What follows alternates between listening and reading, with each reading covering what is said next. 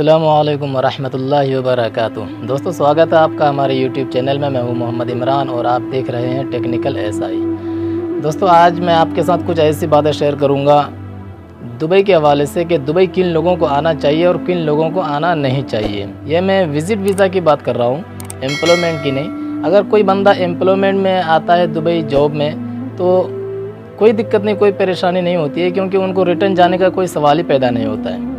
बात आती है विज़िट वीज़ा वालों के लिए कि बहुत सारे लोगों को मैंने देखा कि दुबई विज़िट पर आते हैं 3 मंथ विज़िट वीज़ा लेकर, लेकिन कुछ ही दिनों में फिर रिटर्न हो जाते हैं। तो उन्हीं के बारे में आज बताऊंगा फुल डिटेल के साथ कि अगर बंदा आना चाहता है तो उनके साथ ये सब खुसूसियात तो नहीं है। अगर है तो उनको पहले निकालना पड़ेगा आपको।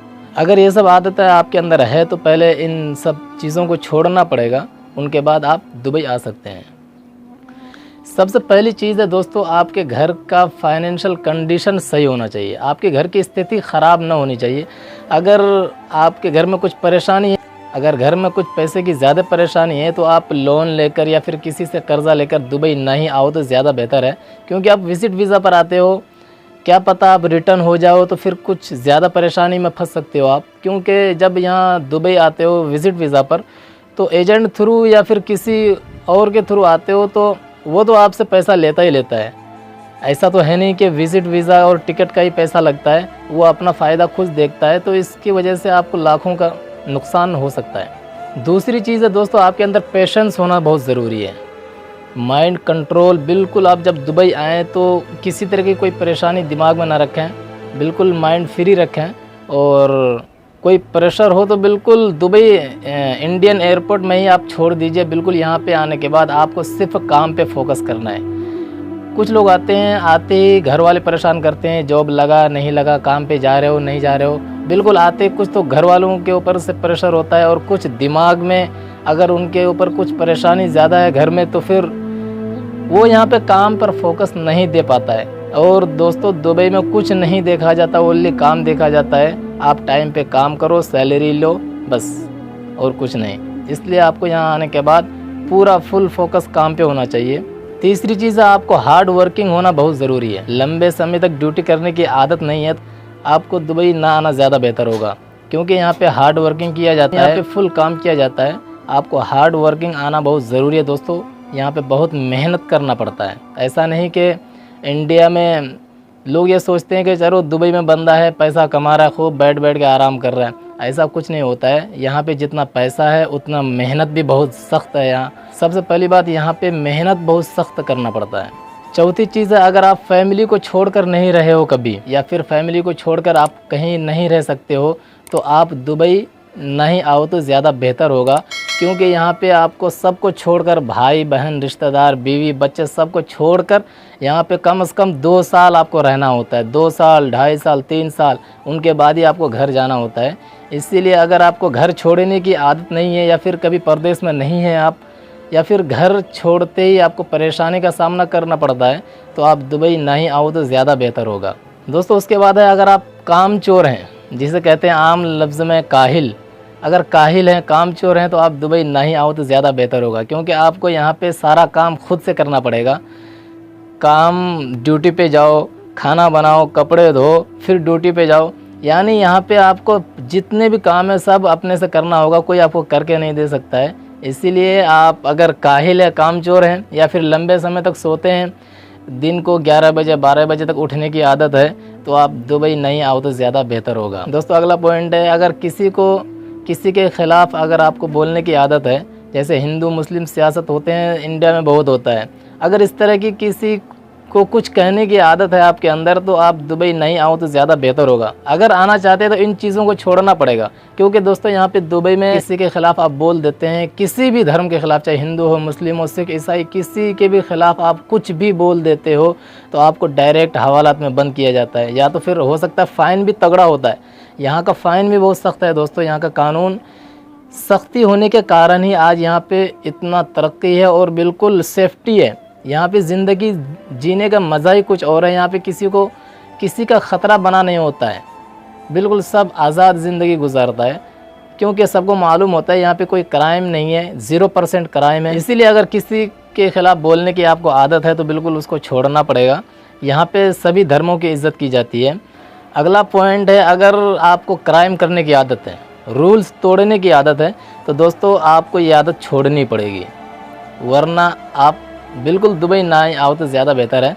क्योंकि यहाँ पे क्राइम 0% है और यहाँ के जो रूल्स हैं, सबसे पहली चीज़ है यहाँ के जो नियम है उनको फॉलो करना ही पड़ेगा, आपको 200% करना ही करना है। नहीं करते हैं तो आपको बहुत ही मुसीबत का सामना करना पड़ता है। क्योंकि दोस्तों यहाँ का फ़ाइन होता है बहुत तगड़ा होता है, और अगर आप जेल जाए तो जेल तो जाना ही पड़ेगा। अगर कुछ ऐसा काम कर देते हैं जिनकी सज़ा जेल है, तो जेल जाना ही पड़ेगा। हो सकता है आपके ऊपर बैन भी लग सकता है कि आपके ऊपर दुबई पर बैन लग जाए। इसीलिए आपको यहाँ के रूल्स 100% फॉलो करना ही करना है। दोस्तों जैसे आप लोगों को मालूम ही है कि अभी कोविड-19 का समय चल रहा है, तो यहाँ पे बिना मास्क वालों पर 3000 दिरहम का फ़ाइन है। कुछ दिन पहले जहाँ पे मैं रहता हूँ, यहाँ दूसरे शॉप वालों के साथ ऐसा ही हुआ। उनका रूम शॉप से बिल्कुल जस्ट पीछे ही उनका रूम है, रूम से शॉप में आ रहा था, बस उतने ही बीच में उन्होंने मास्क नहीं लगाया। पुलिस देख लिया फ़ौरन, पुलिस देखते ही उनसे डायरेक्ट बता का तलब कर लिया। जिस तरह का वो कार्ड होता है, वो कार्ड मांगा, कार्ड दिया, बस फ़ौरन उनके ऊपर 3000 दिरहम का फ़ाइन हो चुका, सिर्फ एक मास्क न पहनने पर। अब चाहे वो फ़ाइन आप उसी वक्त पे कर दो, अगर उस वक्त नहीं करते हो तो आपको कंट्री छोड़ने से पहले कभी भी पे करना ही होगा। आप बगैर पे किए आप कंट्री छोड़ ही नहीं सकते। यहाँ का सिस्टम ही कुछ ऐसा है, वो कार्ड देते ही आपके ऊपर फ़ाइन ऐड हो जाएगा। अब चाहे वो फ़ाइन आप उसी वक्त हैंड टू हैंड दो या बाद में पे करो। अगर नहीं करते हो तो जब आप कंट्री छोड़ोगे, अपना कंट्री जाओगे, तो उस वक्त जब इमिग्रेशन काउंटर पर आप पहुंचते हो तो उसी वक्त आपके ऊपर वो फ़ाइन शो हो जाता है, आपके ऊपर जो फ़ाइन है, और वो फ़ाइन आपको वहाँ पे इमिग्रेशन काउंटर पे देना ही पड़ेगा। बिना दिए आप कंट्री छोड़ ही नहीं सकते, वो जाने ही नहीं देंगे। उसके बाद अगला पॉइंट है दोस्तों, सेविंग की आदत। आपके अंदर अगर सेविंग की आदत नहीं है, बचत करने की आदत नहीं है, तो आपके लिए दुबई बिल्कुल बेकार है। क्योंकि बहुत सारे बंदा ऐसा होते हैं कि सैलरी जैसे आई, सैलरी आने के बाद ये लो वो लो, शॉपिंग में पूरे फुल सैलरी ख़त्म कर देते हैं और फिर अपने घर वालों को वो दे नहीं पाते हैं। तो ऐसे बंदों के लिए सेविंग, अगर जिसकी आदत नहीं है, बचत करने की आदत नहीं है, तो उनके लिए दुबई बेकार है। या तो फिर अगर आपको दुबई में कुछ करना है, कुछ कमाना है, तो आपको सेविंग की आदत डालनी पड़ेगी। क्योंकि दोस्तों यहाँ पे इंडिया नहीं है, इंडिया में बहुत सारे, इंडिया में हर चीज़ सस्ती मिलती है। यहाँ से कुछ ही चीज़ें ऐसी है दुबई में जो इंडिया से सस्ती मिलती है, बाकी सारी चीज़ें इंडिया से यहाँ पे दुबई में महंगी मिलती है।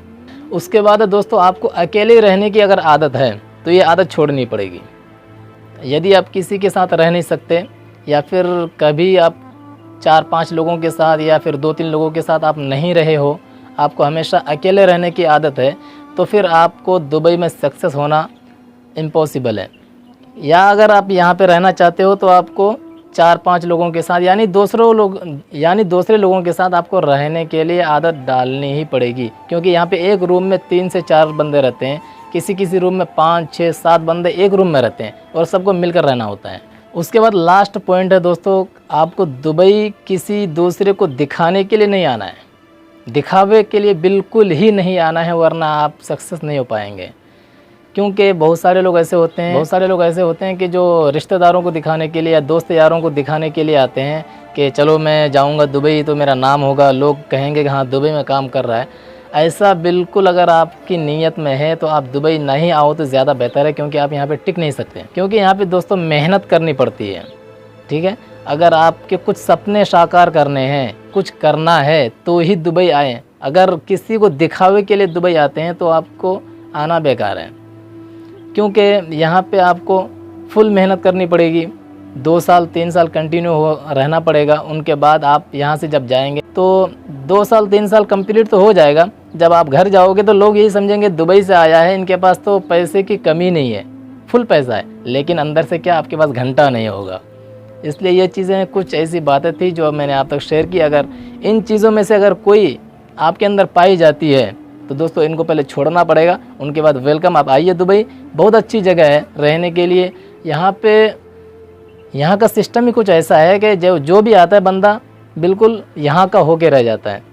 तो कुछ ऐसी बातें थी जो मैंने आप तक शेयर की। अगर पसंद आए तो लाइक कीजिए, शेयर कीजिए। और हमारे चैनल में आप नए हैं तो प्लीज़ चैनल को सब्सक्राइब करके घंटे को दबाई दीजिए ताकि दुबई से रिलेटेड हर नोटिफिकेशन सबसे पहले आप तक पहुँचे। चलिए मिलते हैं नेक्स्ट वीडियो में अदर टॉपिक के साथ। जब तक के लिए अल्लाह हाफिज़।